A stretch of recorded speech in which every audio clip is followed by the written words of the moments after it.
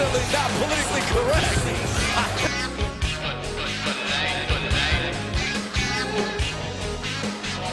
Bada boom, realest guys in the room, how you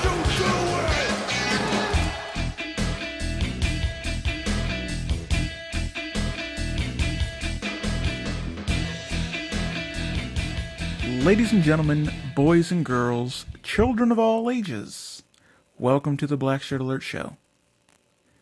I am your host, TK. With me, as always, is my best friend, Greg. Hey, everybody.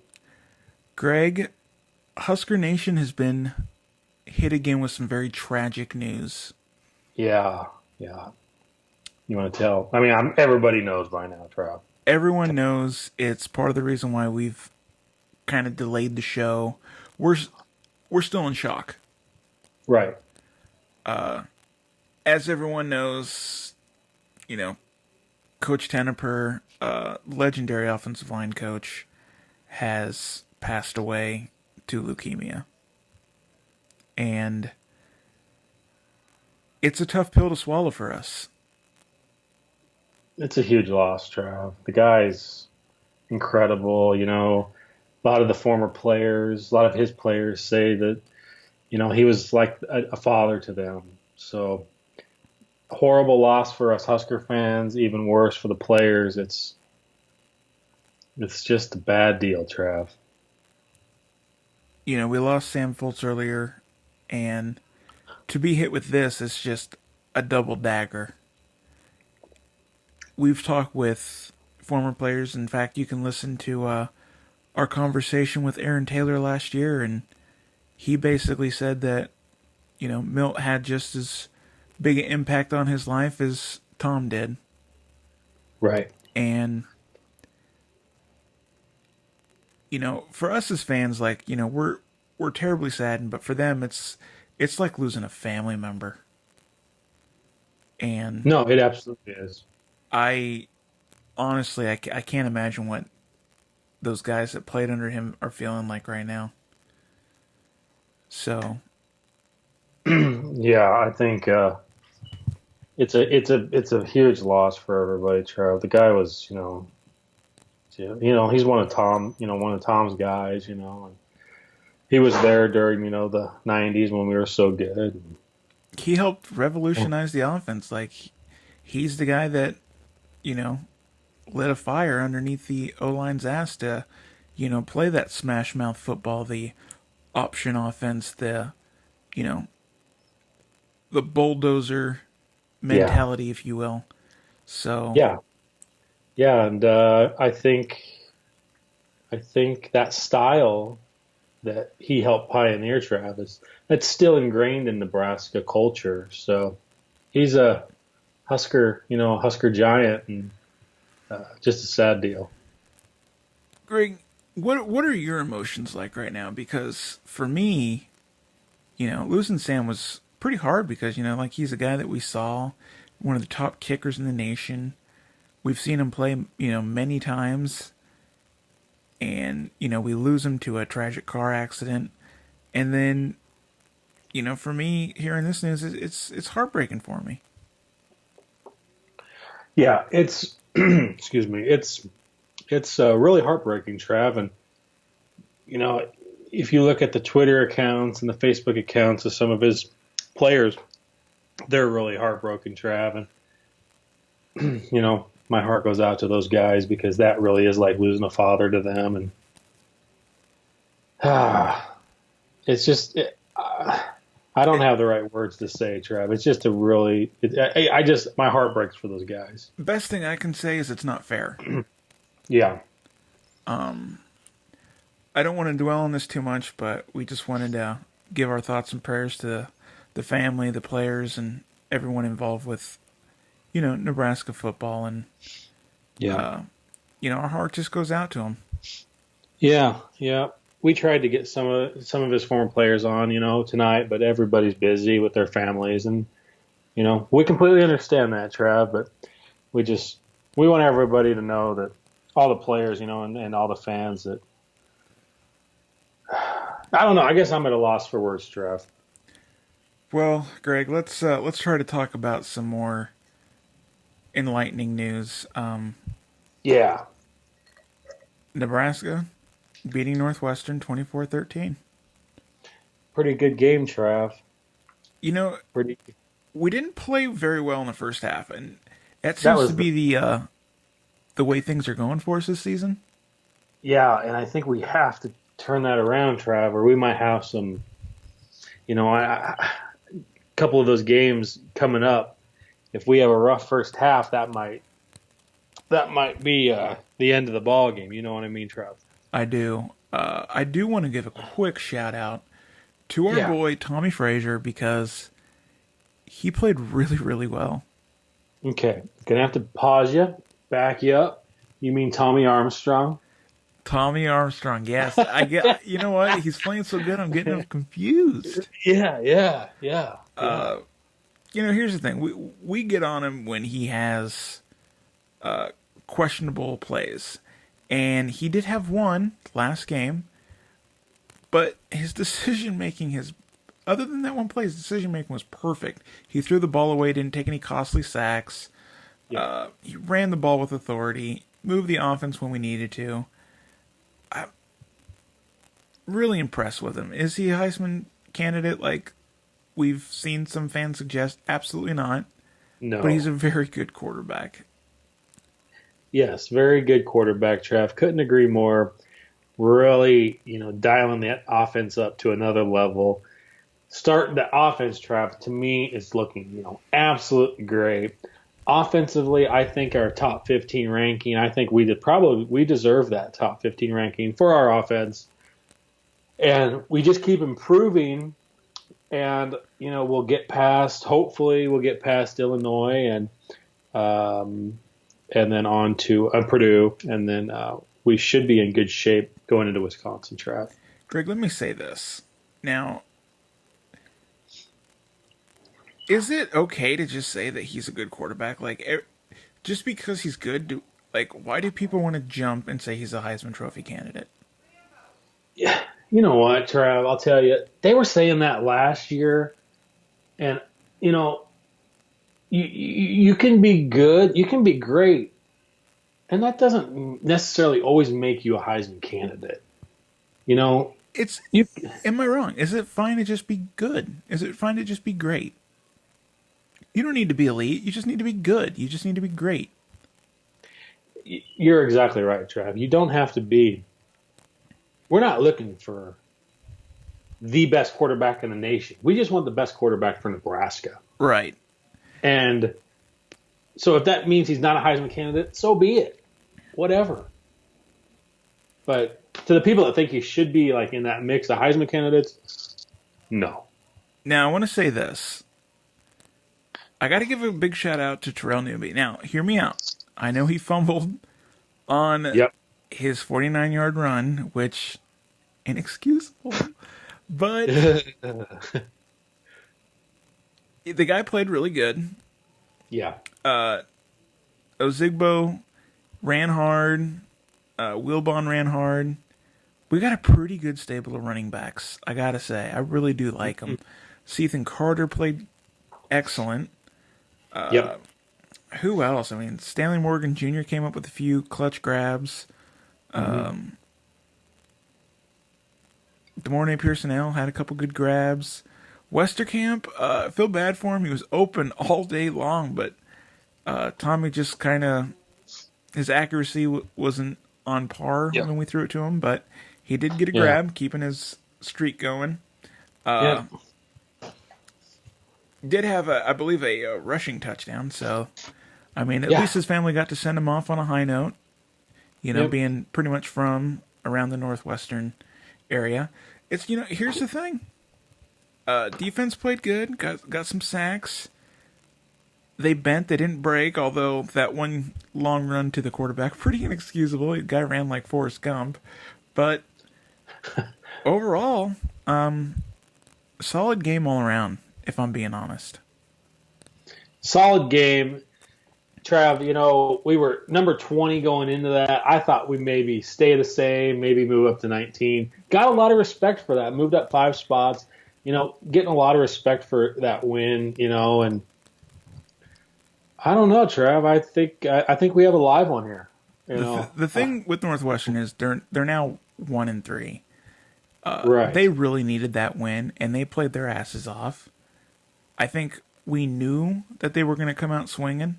They competed till the end, so they have nothing to be ashamed about. It's just when Nebraska put it together, we were just too much for them. Trav, I have to ask: were we the only people that noticed? I'm sure we weren't. That the field, and I saw some people talking about on Twitter that Northwestern field, huge patches of grass that weren't growing in. Did you see that, Trav? That's Did just you hear part of about that? that's just part of the natural grass. I'll say this: why do people make such a big deal out of playing on natural grass versus AstroTurf versus the? To me, it just makes no sense. Yeah, when you go out of Memorial Stadium turf, I mean, it feels bouncy a little bit. It feels really soft, and man, that I think it's made out underneath the turf. They use a sand mixed with torn Rubber. up tires, Yeah. rubber tires, and Yeah. really soft. And that dirt, that dirt is pretty unforgiving. So I can see where you'd rather play on turf for safety reasons, but Well, yeah. My theory is it's not going to hinder the way you catch the ball. It's not going to really hinder the way you run. The only thing that matters really is footing, and it wasn't really a factor for us. right. And I don't really see it ever being a factor for anyone coming, versus natural or synthetic. I don't see it. Maybe that's just me, but No. I get tired of people being like, "Oh, it's natural grass. It's going to be." It wasn't a challenge. It wasn't, and it rarely ever is. If you play like shit, you play like shit. Yeah. Doesn't matter what surface it is. Well, You can't just. To me, when people say that, I think they're just looking for an out. you know what I would like to. I agree with what you're saying, Trav. I'll tell you what I would like to see. Maybe this is a little far fetched, but Northwestern, they had their field. Not they don't exactly have the best facility. I think everybody can agree on that, and I think we can all agree that field, even though it was natural grass, that was a pretty rough field. Their lighting system, they have a temporary lighting system, as I understand, pretty rough. Anyway, at Nebraska, we not only have one turf field, we have two turf because the practice turf is the field turf, and then they actually have the indoor, and that's turf too. So I guess three turf fields. I wouldn't mind seeing them if they know they're going to go to Northwestern. Maybe practice that week on a dirt field. Well, I think they do. I think they do have Oh, a really? natural Okay. I grass didn't know. field. Okay, I guess I didn't know that. I didn't yeah. know that, Trev. But you're right. They do like most their surfaces for practice are the turf.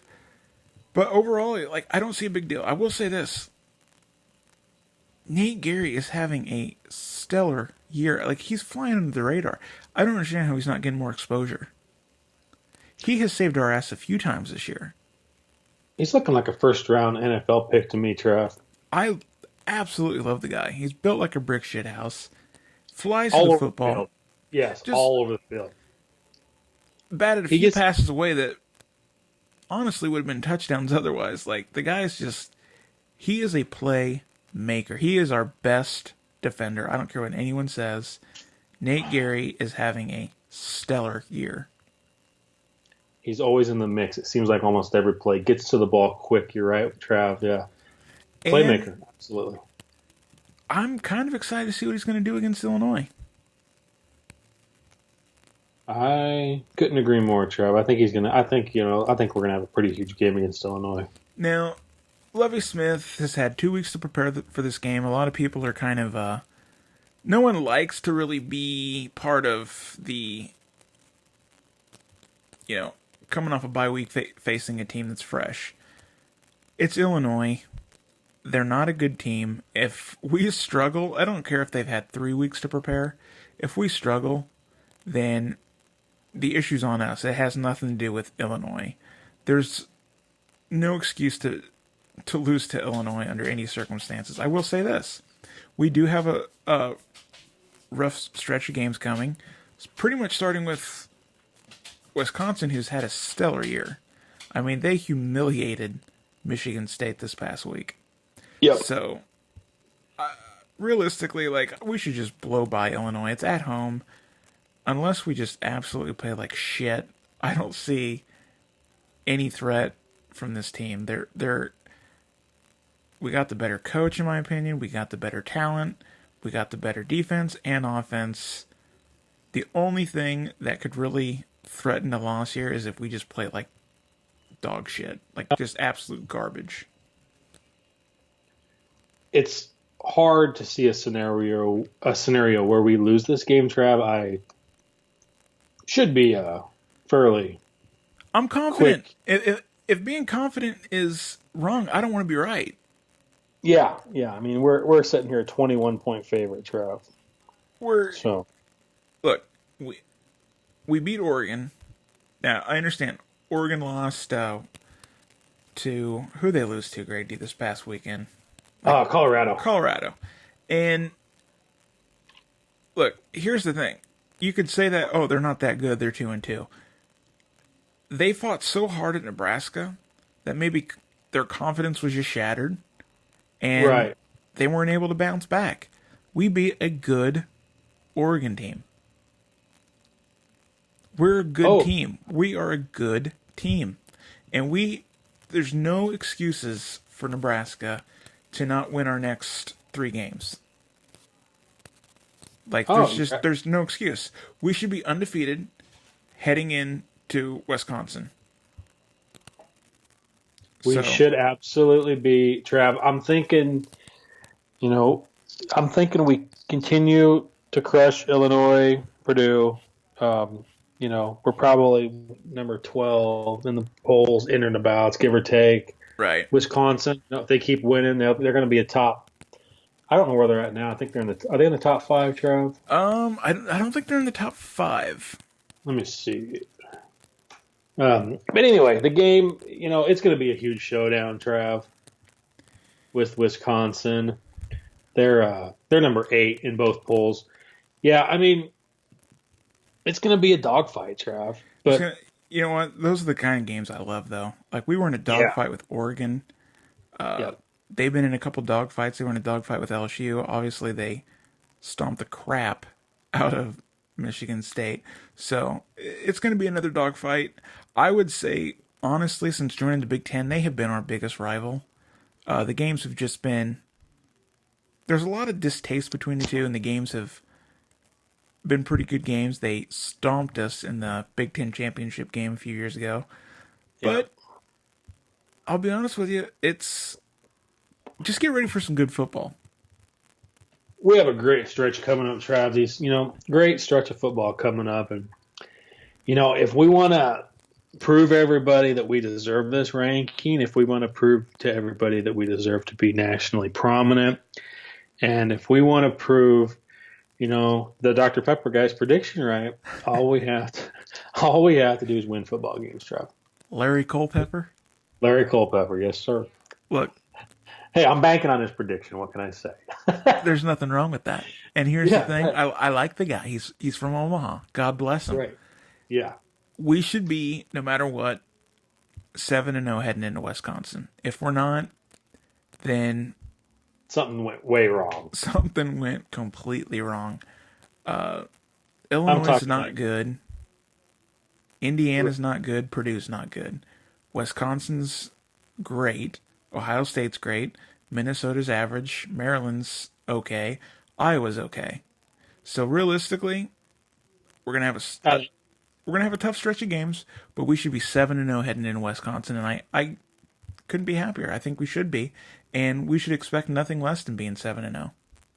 Just a small correction on Iowa being okay. They're coming off a loss to North Dakota State 2 weeks ago. So. Look, I get it. That's why they're okay. You said good. I'm going to move them to the okay. I said okay. Oh, maybe you said okay. We'll have to replay the tape. We'll let the audience judge for themselves. But really, I mean, that's all I want to say. I think we're going to beat Illinois handily. I got us winning. You know what? I'm just going to say it. Say it. Hit me. I got 47-17. Wow. I don't think you're out of line, Trav. I don't think you're out of line. I'm going to say it seems to me, you know what? I'm going to say it 35-21. I like that. Is that too close? No, I like that. I might have stretched this out a little bit. I might have gave our offense a little more points than they should have. I'm going to change mine. 42-17. I'm taking away a touchdown. Okay, wait. What was the first one? 48-17. I'm taking away a touchdown. Okay. But I don't see us losing this game. I don't think this game's going to be close. Sorry, Illinois. Sorry, Mr. Lovey Smith. I don't see it. Hey, you got nothing to apologize about, Trav. You're talking about a team that has historically they're garbage. No significance, Yeah, Trav. they nothing. And I don't mean to rag on Illinois and their fans. I know we've done a little bit of that in the past, but I mean they're irrelevant. Let's just call it like it is, Trav. They're an irrelevant football team. Greg, you know how we get Iowa State confused with Iowa or Iowa confused with Iowa State? I don't know. Whatever they want to call themselves, that's great. I get Illinois confused with Syracuse. I do. They're both orange. Yeah. And they're both irrelevant. So we shouldn't lose. This should be a no-brainer. This should be an easy win, and we should cruise to a 7-0 record with our schedule. Now that we're past Oregon, we should cruise to a 7-0. Anything if we have a hiccup to Purdue again, oh my gosh. Talk about riots. If we hiccup with Illinois or at Indiana, there's no excuse. 7-0. Let's play our best game, and we should be able to beat Wisconsin if we play our best. I'll say this though, it's going to be really hard at Ohio. That's just a tough place to play. That's going to be that's a tall order, Trav. But I'll tell you this: I can't wait for the game. I can't either. And here's the thing: I'm not knocking Wisconsin. It's tough to play at Wisconsin. Like any Wisconsin fan listening to this, we got a lot of respect for your program. Absolutely. I'm just saying, from common sense, it's harder to play at Ohio State. It just is. Yeah. With that said, Greg, I'll tell you this. Oh, go ahead, please. Well, I was just going to real quick. I was just going to say, you talked about if we lose to Purdue, it's riot time. Well, I'll tell you this, Jeff. If we lose to Purdue, the first thing we're going to do at the Blackshirt Alert Show is we're going to call up Philip Dillard, and we're going to hand him the microphone. I think you have to. You have to. I think you have to. In fact, you know what? We're going to get Philip Dillard on the phone next week. Yeah, let's do it. We're just going to contact and say, hey, we need you. Get on this thing. Like, let's talk some Husker football. Were we over-exaggerating last year? Let's find out. Let's talk to Philip next week. So stay tuned next week. We're talking to Philip Dillard. That is a T-Bass guarantee right then and there. We're calling old Phil Dill. I think you have to. You have to. Greg, Nebraska had 3 players kneel during the national anthem. Oh, man. And it's making headlines all throughout the state. You got some people praising him, some people attacking him. I'll say this. I respect their First Amendment right, okay? If they want to kneel for it, it's your right. It's whatever. I don't agree with it. Yeah. But there is no excuse for anyone to attack someone based on their race. And that's what's been happening to Michael Rose-Ivy. He has received some very questionable character messages, and the people that have done it should be absolutely freaking ashamed of themselves. That's how I feel. I think you're right, Trav. You You can't. Okay, what Michael Rose Ivy and Michael Rose Ivy, dude. By the way, he is a beast on the field. An absolute beast. Dude is beast mode. You can't kneel during the national anthem, Trav. You can't. Greg, here's the thing. I agree with you. You know I do. Me and you are very passionate about this. Right. And I we're not respect. gonna get look, I respect it's his right. But you don't do it. But you don't do it. You don't do it. It's like, get up, bud. Get up, man. I get it. There's some issues in this country. But this is still the greatest country on earth. Am I wrong? Absolutely right, Trav. And I'll tell you, Aaron Taylor told you, if anybody tells you it isn't, punch him right in the face. Yeah. And I agree, Trav. And if I can't punch him in the face, that's what I got you for. That's what I give him the old one too, and you know I'd do it for you. Trav, I'll tell you. Go ahead. The thing I want to point out here is, I get it. They're trying to make this stand, and I don't agree with the stand, but I get it. Okay, I get it. That's the thing, right? I will say this: what I don't like is the fact that we also had 4 players help hold up the American flag. I think that's great, Trav. It never gets talked about. No, it doesn't. Though, and here's the thing, Trav. Those players that held up that flag, those are players that represent Nebraska real well. Those are players that we can be proud of. And, you know, those other guys that kneeled, it's like...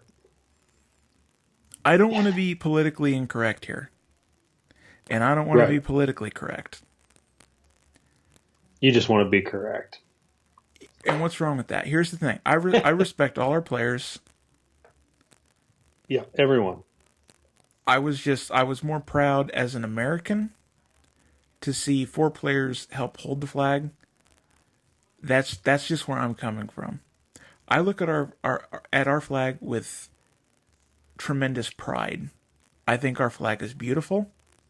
I think it stands for freedom. And we're losing a lot of our freedoms, and people don't realize this. And I hate to get all political, but that is a fact. And if things don't change, we will lose our freedom. You're exactly right, Trav. I couldn't have said it better. With that said, Michael Rose Ivy, I salute you. Drew Brown, I salute you. Greg, is there anything that you would like to add? You know, you really nailed it all, Trav. To those 3 guys that kneeled, you know, guys, I get it. But try to stand up next time, guys. Trav, am I wrong? I would. I would just stand up, you know. Don't. You know, I don't know. Maybe it's nice. They have the right to do whatever they want. But. They have the right. It's their First Amendment right. And me and you are proud supporters of the Second Amendment. Yep. And I will say this: if you try to take away the First Amendment, or the Second Amendment, or the Third Amendment, Fourth Amendment, any amendment, then none of them are worth anything. That's exactly right. So yeah, you know, I that's why I say I don't agree with what Michael Rose Ivy is doing, but I support him just because it's his First Amendment. But I also support Drew Brown. I like what he did holding the flag. That, to me, it touched me more than, you know, I support the First Amendment. I support the Second. I'm a constitutionalist. That's all I'm going to say. So, Greg, I believe that is our show.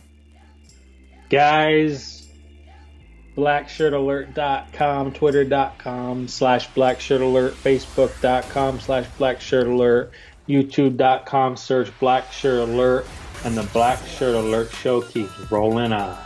I love when he does that. Guys, go Big Red. They're